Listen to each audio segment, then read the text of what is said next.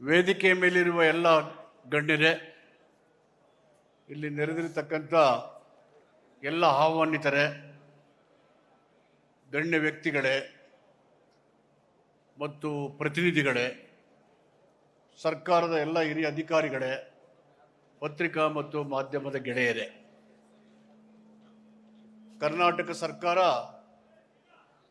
ಸನ್ಮಾನ್ಯ ಸಿದ್ದರಾಮಯ್ಯನವರ ನೇತೃತ್ವದಲ್ಲಿ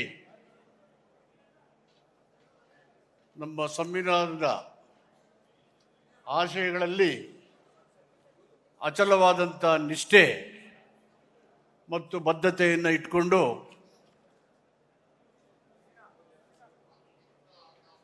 ನಾವು ಅಧಿಕಾರದಲ್ಲಿ ಇರಲಿ ಸಂವಿಧಾನದ ಆಶಯಗಳ ಬಗ್ಗೆ ಪ್ರತಿಪಾದನೆ ಮಾಡ್ತಾ ಸಂವಿಧಾನದ ನಿರ್ದೇಶನ ತತ್ವಗಳನ್ನು ಜಾರಿ ಮಾಡಲಿಕ್ಕೆ ಬದ್ಧರಾಗಿದ್ದೇವೆ ಎನ್ನುತಕ್ಕಂಥದ್ದನ್ನು ನಮ್ಮ ಆಡಳಿತದ ಅವಧಿಯಲ್ಲಿ ಮಾಡಿ ತೋರಿಸಿದ್ದೇವೆ.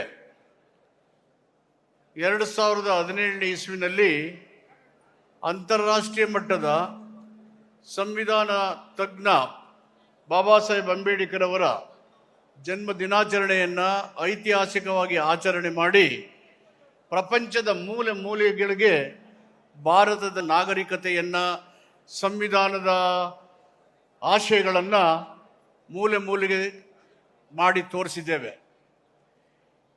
ಈ ಸಾರಿ ನಾವು ಅಧಿಕಾರಕ್ಕೆ ಬಂದ ತಕ್ಷಣ ನಮ್ಮ ಸರ್ಕಾರ, ಮುಖ್ಯಮಂತ್ರಿಗಳು ಸಂವಿಧಾನ ಪೀಠಿಕೆಯನ್ನು ಶಾಲಾ ಕಾಲೇಜು ವಿಶ್ವವಿದ್ಯಾಲಯಗಳಲ್ಲಿ ಕಡ್ಡಾಯವಾಗಿ ವಿದ್ಯಾರ್ಥಿಗಳು ಓದಬೇಕು, ಓದಿ ಅರ್ಥೈಸಬೇಕು ಅಂತಕ್ಕಂಥ ತೀರ್ಮಾನವನ್ನು ಕೈಗೊಂಡು ಅದು ಇಂದು ಜಾರಿಯಲ್ಲಿದೆ. ಮತ್ತೆ ಜನವರಿ 26 ಗಣರಾಜ್ಯೋತ್ಸವ, ನವೆಂಬರ್ 26 ಸಂವಿಧಾನ ದಿನ. ಸಂವಿಧಾನಕ್ಕೆ 75 ವರ್ಷ ತುಂಬುತ್ತಾ ಇದೆ. ಭಾರತ ದೇಶದ ಜನಜೀವನದಲ್ಲಿ ಅಮೂಲಾಗ್ರವಾದಂಥ ಬದಲಾವಣೆಯನ್ನು ತರಲಿಕ್ಕೆ ಸ್ವಾತಂತ್ರ್ಯ ಹೋರಾಟದ ಮೂಲಕ ನಮ್ಮ ದೇಶ ನಮ್ಮದೇ ಆಡಳಿತವನ್ನು ನಡೆಸಲಿಕ್ಕೆ ರಚನೆಯಾದಂಥ ಸಂವಿಧಾನದ ಆಶಯಗಳು ಅರ್ಧ ದಾರಿಯನ್ನು ಸವಿಸಿದೆ. ಸಂಪೂರ್ಣವಾಗಿ ಸಂವಿಧಾನ ಆಶಯಗಳು ಗುರಿ ಮುಟ್ಟಲಿಕ್ಕೆ ನಮ್ಮ ಪ್ರಯತ್ನಗಳು ಇನ್ನೂ ಮುಂದುವರಿತಕ್ಕಂಥ ಅಗತ್ಯತೆ ಇದೆ ಅಂತ ತಿಳಿದು ಸಂವಿಧಾನವನ್ನು ರಾಜ್ಯದ ಹಳ್ಳಿಗಳಲ್ಲಿ, ಗ್ರಾಮ ಪಂಚಾಯಿತಿಗಳಲ್ಲಿ, ನಗರಸಭೆ ಪುರಸಭೆಗಳಲ್ಲಿ, ಪಟ್ಟಣ ಪ್ರದೇಶಗಳಲ್ಲಿ ಜಾಥಾವನ್ನು ಹೊರಡಿಸಿ ಎಲ್ಲ ಜನರನ್ನು ಒಗ್ಗೂಡಿಸಿ ಜನರಿಗೆ ಸಂವಿಧಾನದ ನಿರ್ದೇಶನ ತತ್ವಗಳಿರ್ತಕ್ಕಂಥ ಹಕ್ಕುಗಳು, ಸರ್ಕಾರದ ಜವಾಬ್ದಾರಿ ಮತ್ತು ಹೊಣೆಗಾರಿಕೆ, ಇದನ್ನೆಲ್ಲ ತಿಳಿಲಿಕ್ಕೆ ಜಾಗೃತಿಯನ್ನು ಹೊರಡಿಸಿದ್ದೇವೆ. ಜನವರಿ 26ನೇ ತಾರೀಕಿನಿಂದ ನಿನ್ನೆಯ ತನಕ ರಾಜ್ಯದ ಸುಮಾರು 5600 ಪಂಚಾಯಿತಿಗಳಲ್ಲಿ ಈ ಜಾಗೃತಿ ಜಾಥಾ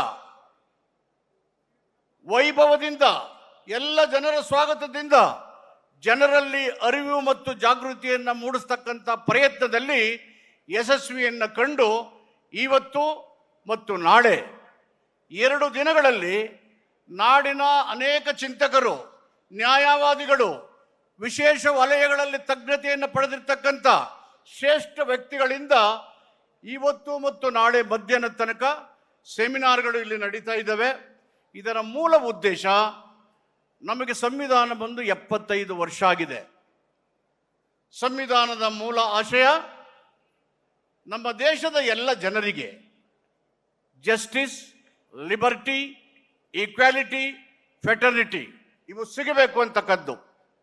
ಸ್ವಾತಂತ್ರ್ಯ ಬಂದಿದೆ, ಸಾಮಾಜಿಕ ಸಮಾನತೆ ಸ್ವಾತಂತ್ರ್ಯ ಇಲ್ಲ. ಅರ್ಥವ್ಯವಸ್ಥೆ ಭದ್ರವಾಗಿದೆ, ಎಲ್ಲ ಜನರ ಆರ್ಥಿಕ ನ್ಯಾಯ ಸಿಕ್ಕಿಲ್ಲ. ಸಮಾಜದ ನಿರ್ಮಾಣವಾಗದ ಹೊರತು ಸಂವಿಧಾನದ ಆಶಯಗಳು ಹಾಗೇ ಉಳಿದೋಗ್ತವೆ. ಇನ್ನು 75% ಜನರು ಶಿಕ್ಷಣದಿಂದ ವಂಚಿತರಾಗಿದ್ದಾರೆ. ಶತಮಾನದಿಂದ ತುಳಿತಕ್ಕೆ ಒಳಗಾದಂಥ ದಲಿತರು, ನಿಮ್ನ ವರ್ಗಗಳು, ಮಹಿಳೆಯರು, ಹಿಂದುಳಿದವರು, ಅಲ್ಪಸಂಖ್ಯಾತರು, ಕೃಷಿಕರು, ಕೃಷಿ ಕಾರ್ಮಿಕರು ಬದುಕಿಗಾಗಿ ಆಕಾಶದ ಕಡೆಗೆ ನೋಡ್ತಿದ್ದಾರೆ. ನಮ್ಮ ಕೈಯಲ್ಲೇ ಇರ್ತಕ್ಕಂಥ, ನಮಗೆ ನಾವೇ ವಿಧಿಸಿಕೊಂಡಂಥ ಸಂವಿಧಾನದ ಆಶಯಗಳು ಹಾಗೆ ನಿರ್ಲಿಪ್ತತೆಯಿಂದ ಇರುವಂತೆ ಇಂದಿನ ರಾಜಕೀಯ ವ್ಯವಸ್ಥೆ ಧರ್ಮ ಮತ್ತು ಜಾತಿಯನ್ನು ಮುಂದುವರಿಸ್ತಕ್ಕಂಥ ಕೆಲವು ಜನ ಸಂವಿಧಾನದ ಆಶಯಕ್ಕೆ ವಿರುದ್ಧವಾದಂಥ, ಸಂವಿಧಾನದಲ್ಲಿ ಎಲ್ಲರಿಗೂ ಸಮಾನತೆ, ಸಮಾನ ಅವಕಾಶಗಳು, ಸರ್ವಧರ್ಮದ ಸಮನ್ವಯತೆ ಮತ್ತು ವ್ಯಕ್ತಿ ಗೌರವ, ಸ್ಥಾನಮಾನ ಇವೆಲ್ಲವನ್ನ ಗಾಳಿಗೆ ತೂರಿ ಸರ್ವಾಧಿಕಾರಿ ಧೋರಣೆ, ಧರ್ಮಾತೀತವಾದಂಥ ನಿಲುವುಗಳು ನಮ್ಮ ಸಂವಿಧಾನದ ಆಶಯಕ್ಕೆ, ಸ್ವತಂತ್ರದ ಉದ್ದೇಶಕ್ಕೆ ಭಂಗ ತರ್ತಕ್ಕಂಥ ಈ ಸಂದರ್ಭದಲ್ಲಿ ರಾಜ್ಯ ಸರ್ಕಾರ ಒಂದು ತೀರ್ಮಾನವನ್ನು ಮಾಡಿ ರಾಜ್ಯದ ಎಲ್ಲ ಜನರಿಗೆ ಸಂವಿಧಾನದ ಆಶಯಗಳ ಅರಿವಿನ ಜಾಗೃತ ನಡೀಲೇಬೇಕು ಅಂತ ಹೇಳಿ, ರಾಜಕೀಯ ಉದ್ದೇಶ ಇಲ್ಲದೇನೆ, ಓಟಿನ ಉದ್ದೇಶ ಇಲ್ಲದೇನೆ, ನಮ್ಮ ಜವಾಬ್ದಾರಿ ಮತ್ತು ಕರ್ತವ್ಯ ಪ್ರತಿಯೊಬ್ಬ ಪ್ರಜೆಯು ಸಂವಿಧಾನದ ನಿರ್ದೇಶನ ತತ್ವಗಳಲ್ಲಿ ಇರ್ತಕ್ಕಂಥ ಜನರ ಹಕ್ಕುಗಳು ಅರ್ಥ ಆಗಬೇಕು. ಆಡಳಿತಾರೂಢ ಜನರ ಕರ್ತವ್ಯ ಮತ್ತು ಜವಾಬ್ದಾರಿ ಹೊಣೆಗಾರಿಕೆ ಅರಿತವಾಗಬೇಕು. ಅದರ ಮೂಲಕ ಸಂವಿಧಾನದ ಆಶಯಗಳು ಜಾರಿಯಾಗಿ ಸಮೃದ್ಧ ಭಾರತದ ನಿರ್ಮಾಣದ ಉದ್ದೇಶವನ್ನು ಇಟ್ಟು ಇಂಥ ಒಂದು ಐತಿಹಾಸಿಕವಾದಂಥ ತೀರ್ಮಾನವನ್ನು ನಮ್ಮ ಮುಖ್ಯಮಂತ್ರಿಗಳು, ನಮ್ಮ ಸರ್ಕಾರ ಕೈಗೊಂಡಿರ್ತಕ್ಕಂಥದ್ದು ಅತ್ಯಂತ ಸಂತೋಷದ ಸಂಗತಿ. ಈ ಸಂದರ್ಭದಲ್ಲಿ ತಾವೆಲ್ಲರೂ ಇಲ್ಲಿ ಭಾಗಿಯಾಗಿ ಈ ಸಂವಿಧಾನ ಜಾಥವನ್ನ ಒಂದು ರಾಷ್ಟ್ರೀಯ ಚಳವಳಿಯಾಗಿ, ರಾಜಕೀಯವಾದಂಥ ನಿಲುವಿಗೆ ವಿರುದ್ಧವಾದಂಥ ಒಂದು ಚಳುವಳಿಯಾಗಿ, ಜನರ ಹಿತಕ್ಕಾಗಿ ನಮ್ಮ ಸಂವಿಧಾನ ನಮ್ಮ ಜೀವನ ಅಂತಕ್ಕಂಥ ಧ್ಯೇಯೋದ್ದೇಶಗಳನ್ನು ಇಟ್ಟು ಇದೊಂದು ರಾಷ್ಟ್ರೀಯ ಚಳುವಳಿಯಾಗಿ ಸ್ವತಂತ್ರದ ಚಳುವಳಿಯ ಉದ್ದೇಶಗಳು ಆದಂಥ ಅಸ್ಪೃಶ್ಯತೆ ನಿವಾರಣೆ, ಕೋಮು ಸೌಹಾರ್ದತೆ, ರಾಷ್ಟ್ರೀಯ ಕೃಷಿ ಪದ್ಧತಿಗಳು ಮತ್ತು ಗುಡಿ ಕೈಗಾರಿಕೆಗಳ ಮೂಲಕ ದೇಶದ ಜನಜೀವನದ ಉದ್ಧಾರ ಆಗುವ ರೀತಿಯಲ್ಲಿ ಈ ಸಂವಿಧಾನದ ಆಶಯಗಳು ಜಾರಿಯಾಗಲಿ ಅಂತಕ್ಕಂಥ ಉದ್ದೇಶವನ್ನು ಇಟ್ಟು ಈ ಕೆಲಸವನ್ನು ಮಾಡಿದ್ದೇವೆ.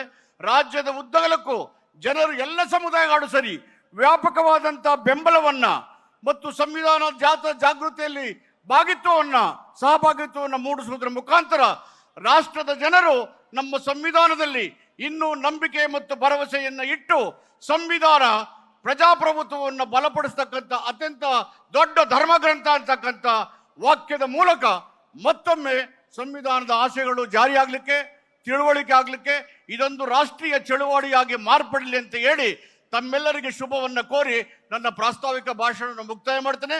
ಧನ್ಯವಾದಗಳು. ನ್ಯೂಸ್ ಫಸ್ಟ್ ನಿರ್ಭೀತಿಯಿಂದ ನಿಮ್ಮ ಪರವಾಗಿ.